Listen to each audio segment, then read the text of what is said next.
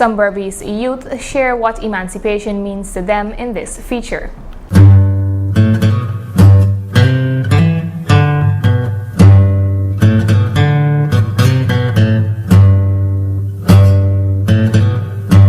My name is Steve Barry. My name is Denicia Henry. My name is Terry Hall. My name is Renetta Kurt. CAD officer. From a very tender age, I had always wanted to help lower crime in Guyana, and I think that if I put my head towards it, I can help really a lot. My aspirations are limitless. I can definitely tell you that.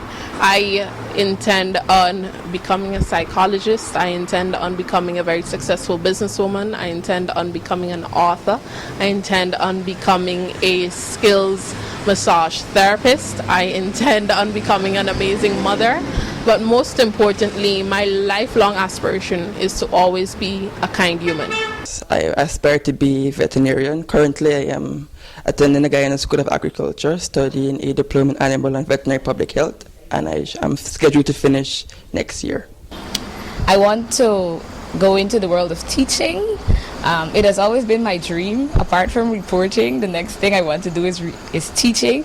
And from teaching also, I want to further my career. And by the age of, let's say, 25 or maybe older, I hope that I can be on my way to becoming a therapist, a psychotherapist, so that I can help persons who suffer from mental illness, especially teenagers. Those were just a few of the sons and daughters of East Berbice Quarantine sharing where they see themselves in a few years. As a result of uprisings in the form of rebellions all across the Caribbean, slaves were able to revolt from enslavement under harsh conditions. This, by extent, brought about better working conditions for the other immigrants that later came to replace the workforce on the plantations. This year marks 182 years since Emancipation Day was first observed in 1838. Now, all children, including those of African descent, have rights ensuring that they are all taken care of. Childhood for me was bush cooks, playing ready catch in the yard, teaching out your grandmother fish. And it was fun because it was the countryside I grew up in, and we had a very close-knit community because all of the children there, we bathed together, we ran around together, and we grew up together. Growing up, I witnessed a lot of cultural activities. For example, I attended an African wedding, participated in drumming activities, even to the wedding culture, kwekwe. I also experienced that. So growing up for me was a very cultural something. I grew up in a predominantly Indo-Guyanese community because I grew up with everyone, with love in my heart for everyone. We don't have any issues in terms of having an issue with someone's color, and I was very fortunate. I am very fortunate to have friends who've always been very welcoming, regardless of their race, of myself. It's just that now I am much more conscious of my color in society. I was brought up in a Christian home, but I'm not too religious. I'm not too religious. During the period of enslavement, Africans were very cultured people, and they were also very religious. To date, the faith still lives on. When I was about 8 years old, that is as far back as I can remember, I started off at the Grace Temple Church, and then when I turned 14, I started to attend the Ethiopian Orthodox Church, which is a African church, but it's a basic church like any other church. We serve God and everything, but we have a strong cultural background.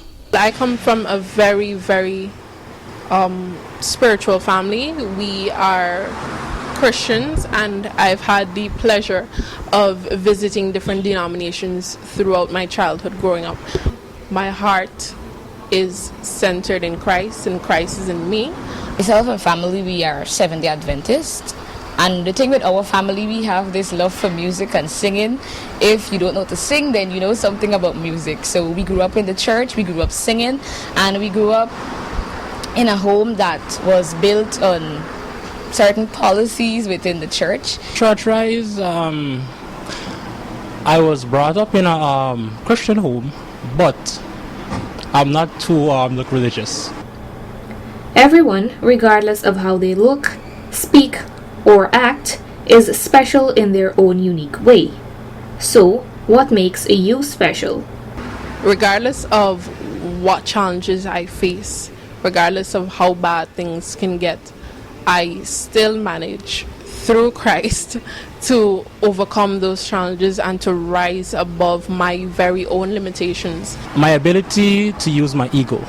We see ego as something bad, but if you use ego the right way, you can do so much with it. I can adapt to any surrounding. I'm a very helpful individual. If one of my friends need help and I can do it, yes, I do help. Or I would find someone who can assist.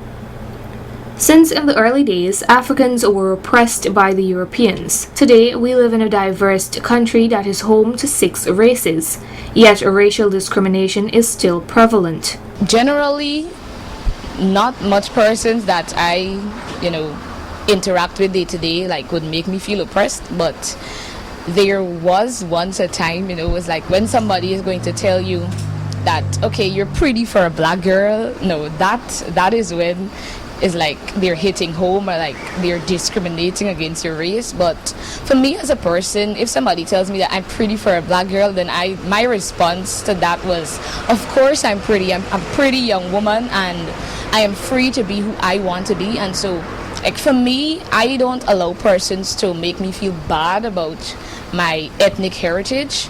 So my advice to young people, do not feel oppressed, even though others may try to make you feel that way. You should love yourself. I surround myself with persons who share common goals and common characteristics. So racism in my life growing up is not as prevalent as for other persons. So no, that would be a no for me. The kind of oppression that I might have encountered would have been based on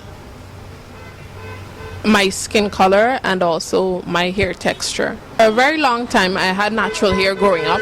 It was only until I got older, probably to the end of primary school, but a lot in secondary school, that I would frequently straighten my hair to blend in and to look much more professional. What does emancipation mean to a young Guyanese citizen of African descent? Emancipation for me is not just about freedom from mental slavery, it's also freedom from the burden that our ancestors carried. Now we're here today and we can celebrate now, we can take part in a whole lot of activities that our ancestors could not.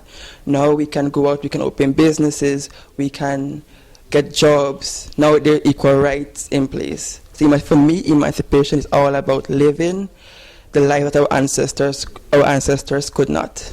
Emancipation is freedom of the heart, mind, and soul. It's like letting all your worries and so on go and not stressing out about them, but just living a free life, free to be who you want to be. The reason I'm here right now is because of emancipation. If our food parents weren't free, we wouldn't have been here. So it's very, very important to me.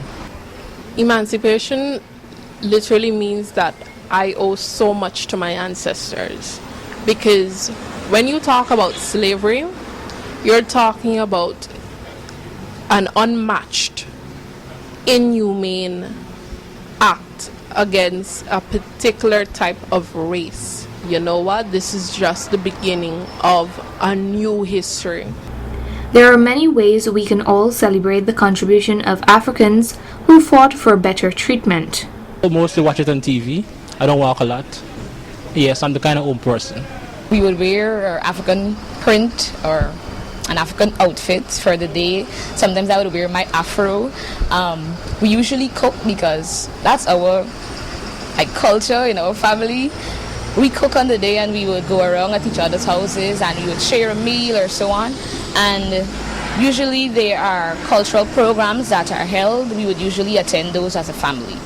My family and I would attend the East Kanji African Village Day, but due to the coronavirus, I'm not certain about this year's proceedings. So definitely Konki time, it is cook up, it is time for great food, being around your families, talking about the contributions with friends, joining online discussions, discourses, watching documentaries, all of these things, and they help to cement again the invaluable contributions of African descendants from slavery to now. They contributed a vast amount of foods, clothing, beliefs, dance, music, and practices to our Guyanese culture, and for that we should be grateful since it makes us who we are, Guyanese. Some of their practices are still being passed down to the younger generation. In my family, our grandparents and like our great aunts and great uncles, the main thing for them is the food. So they would share their recipes with us, like how to make a good cook-up or a nice bath of metamji and fufu and so on and kanki and these things. So usually like my grandmother, she would share her recipes, or even my mom, because her parents were also of African descent, so she would give us some recipes for us to use and we would usually cook together. That is one of the most enjoyable occasions that I have attended. They would usually be like drumming, beating of drums and so on, persons dancing around in the circle, and also when the groom would have to come from his house and try to break in the gate at the girl's house. I know this one is the song that they would sing is "Open the gate, let the man come in. All we are one family." While Africans were immediately and most directly impacted by the abolition of slavery, in reality, it touched everyone.